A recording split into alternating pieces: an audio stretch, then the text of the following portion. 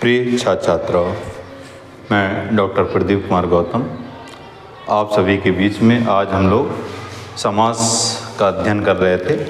तो समास में ही आगे हम लोग चलेंगे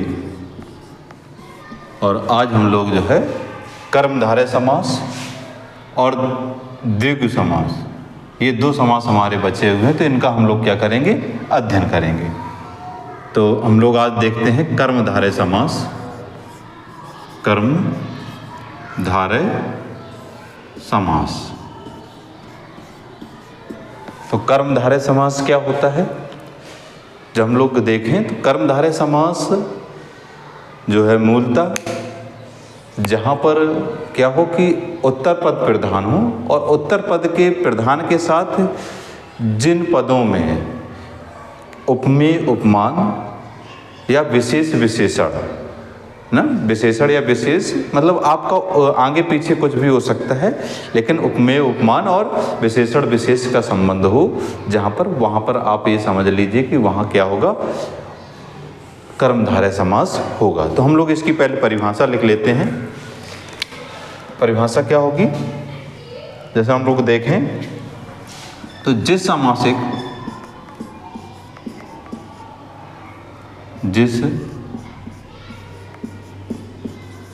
सामासिक पद में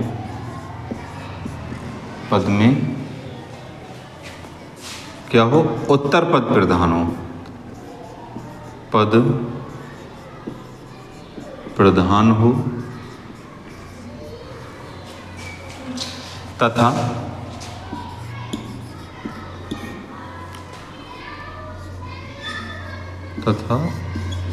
पूर्व पद व उत्तर पद में, पूर्व पद व उत्तर पद में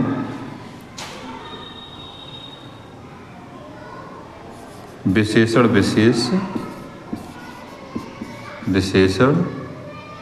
विशेष या उपमेय उपमान क्या हो, उपमेय उपमान का संबंध हो, वहाँ क्या होता है, वहाँ कर्मधारय समास होता है। समास होता है। तो अगर हम लोग देखें कि सबसे पहले तो हम लोग ये देखें कि विशेषण विशेष, तो विशेषण क्या होता है, विशेषण होता है विशेषता बतलाने वाले शब्द, विशेषता बताने वाले शब्द, मतलब जो शब्द क्या हो किसी चीज की विशेषता बतलाएं तो वो क्या हो जाएंगे, विशेषण होंगे। और विशेष क्या होता है, जिसकी विशेषता बताई जाए,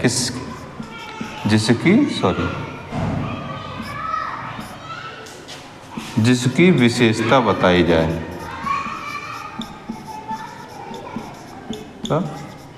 बताई जाए।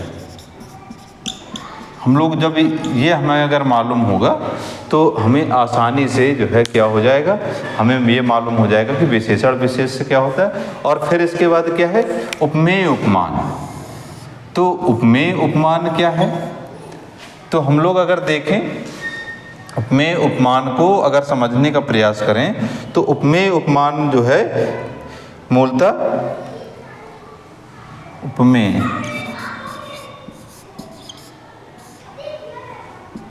जिसकी क्या की जाए, तुलना की जाए,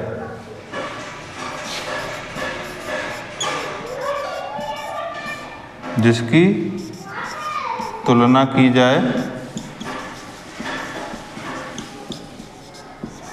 और उपमान हो जाएगा जिससे की जाए। उपमान किससे, जिससे तुलना की जाए, किसी ना किसी चीज से की जाएगी ना, जिससे तुलना की जाए। तो ये एक संक्षिप्त तौर पे हम लोग यहाँ पर समझने का प्रयास करते हैं कि विशेषण क्या है और विशेषण विशेष क्या है, उपमेय उपमान क्या है। तो यहाँ पर हम लोग पहले क्या करें, ये आपकी जो कर्मधारय समास है उसकी परिभाषा को समझने का प्रयास करते कि जिस सामासिक पद में उत्तर पद प्रधान हो। हम लोगों ने देखा था कि जैसे ये ए है और ये बी है, तो इसको हम लोगों ने क्या बोला था, पूर्व पद, और इसको क्या बोला था, उत्तर पद।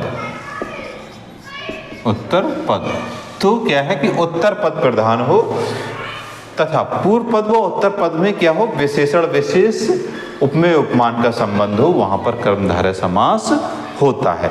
अगर हम लोग उदाहरण के लिए देखते हैं, जैसे हम लोगों ने देखा एक चीज और हम लोग इसमें देखेंगे कि उपमेय उपमान को इस तौर पे समझते हैं, और इस तौर पे समझने के साथ साथ अगर इसमें देखें, पहले तो आप लोग इसको नोट कर लीजिए जिससे कि मैं इसको थोड़ा हटाकर फिर उसमें उदाहरण कुछ लिखा सकूं। तो आप लोगों ने लिख लिया होगा, इसको हम लोग थोड़ा समझने का प्रयास करते हैं। यहाँ पर कुछ उदाहरणों के साथ इसमें जो है समझें।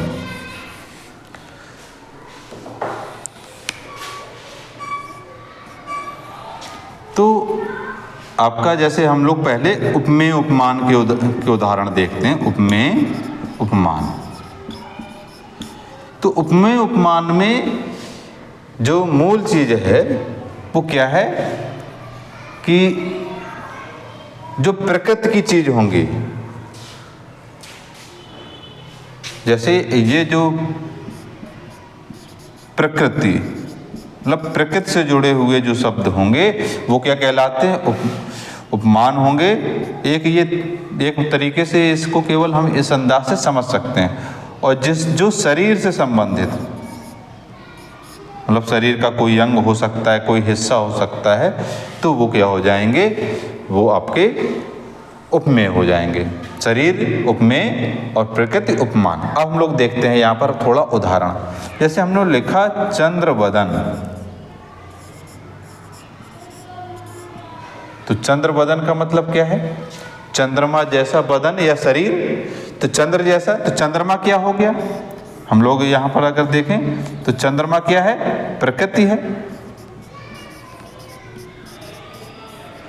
और बदन क्या है, शरीर का हिस्सा है। तो अगर हम देखें इसके आधार पर, तो बदन क्या हो गया, उपमेय हो गया, और चंद्र क्या हो गया, उपमान हो गया। तो यहाँ पर क्या है, दोनों में इस शब्द में उपमेय उपमान का संबंध हमें क्या हो रहा है, दिखाई दे रहा है। अगर हम और जो है उदाहरण कुछ देखें, तो जैसे हम लोग देखते हैं देह लता, हमने लिखा देह लता, तो हम लोग यहाँ पर देखें उस तरफ, तो देह लता, तो ये क्या है, देह शरीर है। तो देह जब शरीर है तो शरीर क्या हो रहा है, उपमेय है। तो इसमें क्या है, ये उपमेय है, और लता क्या है, प्रकृति है, तो ये उपमान हो गया।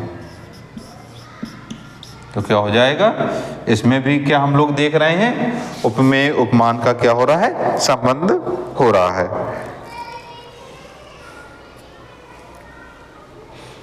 अगर हम लोग देखें, जैसे हम लोग एक शब्द देखते हैं चरण कमल, तो अब हम लोग देखें चरण कमल, तो जो चरण है वो क्या है, शरीर है। तो शरीर है तो शरीर क्या हो जाएगा, उपमेय हो जाएगा। तो ये क्या है, उपमेय है, और कमल क्या है, प्रकृति है, तो ये क्या हो जाएगा, उपमान हो जाएगा। तो हमें इस माध्यम से थोड़ा समझ सकते हैं कि जो उपमेय और उपमान में क्या चीज़ें होती हैं। तो चरण रूपी कमल, तो यहाँ पर चूंकि चरण क्या है, शरीर है, और हमें मालूम है कि जो शरीर से के अंग होते हैं, शरीर का कोई हिस्सा होता है, तो वो उपमेय कहलाता है, और जो प्रकृति से संबंधित कोई चीज़ होती है तो वो उपमान कहलाती है। तो यहाँ पर इन उदाहरणों से हम लोग क्या किसको उपमेय उपमान के संबंधों को समझने कि ये जो है इनमें क्या हो जाएगा, ये सभी कर्मधारय, इनमें क्या हो जाएगा, कर्मधारय समास हो जाएगा। ये जितने उदाहरण हैं इन सभी में क्या है फिर इसके बाद और हम देखें जैसे अधर पल्लव, क्या है, अधर पल्लव। तो अब हम लोग देखें अधर क्या शरीर है और पल्लव मतलब पत्ता, तो ये क्या हो जाएगा, प्रकृति है। तो इसमें ये जो है अब क्या है, उपमेय है और ये उपमान है। तो इसमें भी उपमेय उपमान का संबंध हमें क्या हो रहा है, स्पष्ट तौर पर दिखाई दे रहा है। तो ये चीजें जो है क्या हो गई। अब इसके बाद हम लोग थोड़ा आगे देखें, ये तो किसके हो गए, उपमेय उपमान के उदाहरण हो गए। आप लोग एक बार इसका स्क्रीनशॉट ले लीजिए, चाहें तो नोट कर लीजिए। फिर हम लोग देखें विशेषण विशेष के। तो विशेषण विशेष में हम लोग थोड़ा देखते हैं कि विशेषण विशेष में क्या चीजें रहेंगी। जैसे हम लोग एक शब्द लिखते हैं, जैसे हम लोगों ने लिखा महात्मा, ठीक है। तो अब यहाँ पर हम देखें तो यहाँ पर क्या होता है, हम लोगों ने विशेषण और विशेष में क्या समझा था, जिस शब्द के माध्यम से क्या हो जाए, विशेषता बताई जाए। तो हमने यहाँ पर देखें तो ये क्या हो जाएगा, महान आत्मा, ठीक है, यही होगा।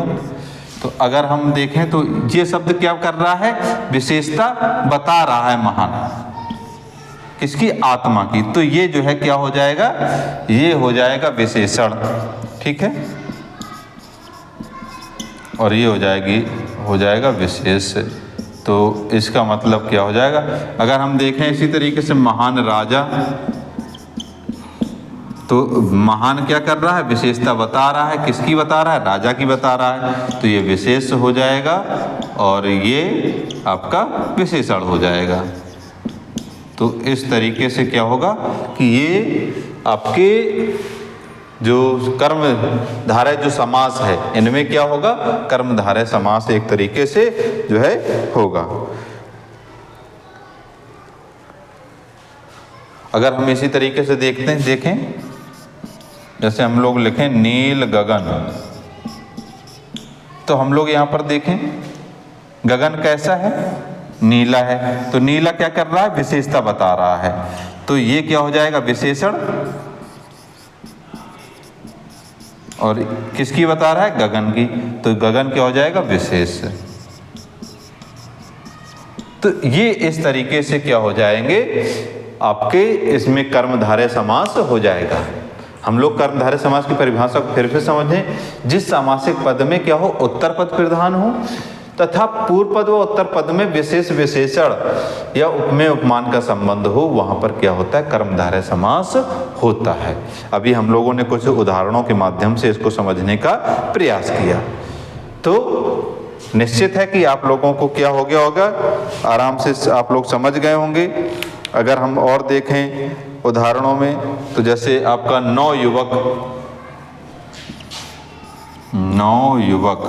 अगर देखें तो ये क्या हो रहा है, नौ युवक। तो युवा कैसा है, ये कौन सा शब्द बता रहा है, नौ। तो ये क्या हो जाएगा, विशेषण हो जाएगा। और किसकी बता रहा है, युवक की। तो ये क्या हो जाएगा, विशेष हो जाएगा। तो ये चीजें जो है हम लोगों को क्या करनी है, ध्यान रखनी है। अगर हम लोग ये चीजें ध्यान रखते हैं तो निश्चित है कि हमें कर्मधारय समास को समझने में, इसको पूर्ण करने में कोई दिक्कत नहीं होगी। तो हम लोग इसको जो है, अब इसके बाद हम लोगों का जो समास बचा है वो कौन सा बचा है, एक तरीके से हम द्विगु समास बचा हुआ है। तो उसको हम लोग देखते हैं, आप लोग इसको नोट कर लीजिए।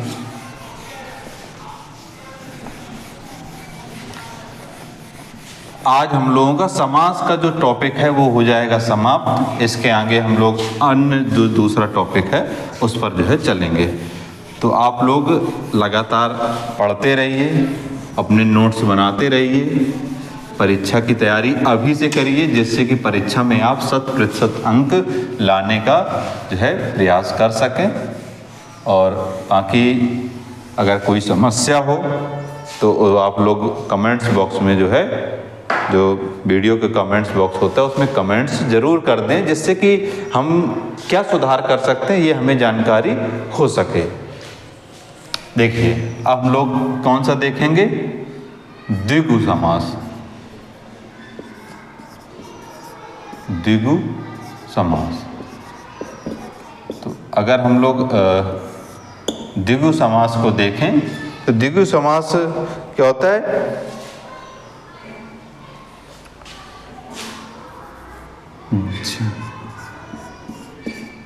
जिस सामासिक पद का क्या हो, जिस सामासिक पद का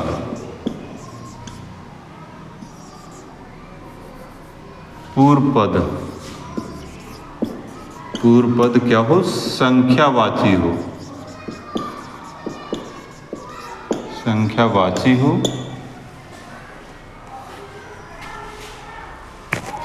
और सामासिक पद से समूह का बोध हो, और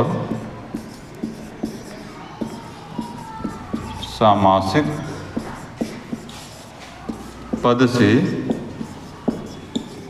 समूह का बोध हो,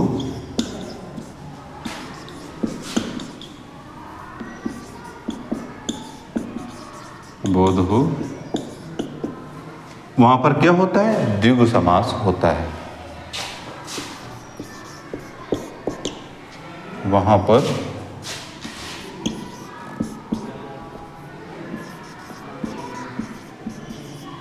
द्विगु समास होता है।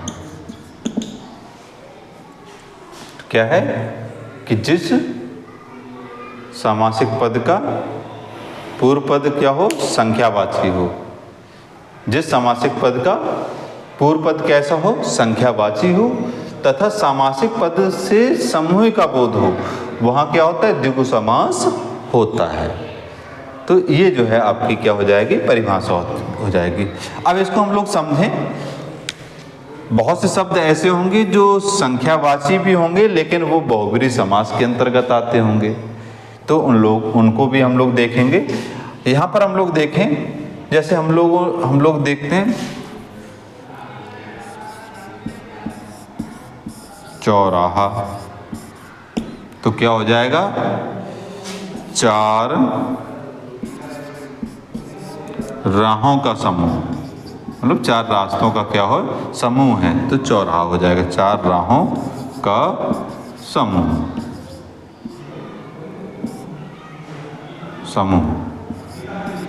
अगर हम लोग देखें जैसे अष्टाध्यायी, तो अष्टाध्यायी क्या है, 8 अध्यायों का समूह, 8 अध्यायों का समूह।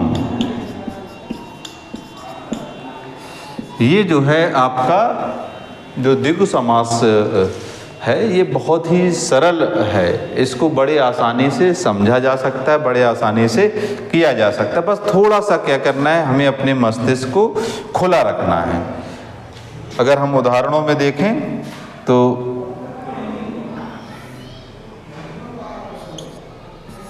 तो अगर हम उदाहरण देखें तो 9 रत्न, तो क्या हो जाएगा, 9 रत्नों का समूह, रत्नों का समूह।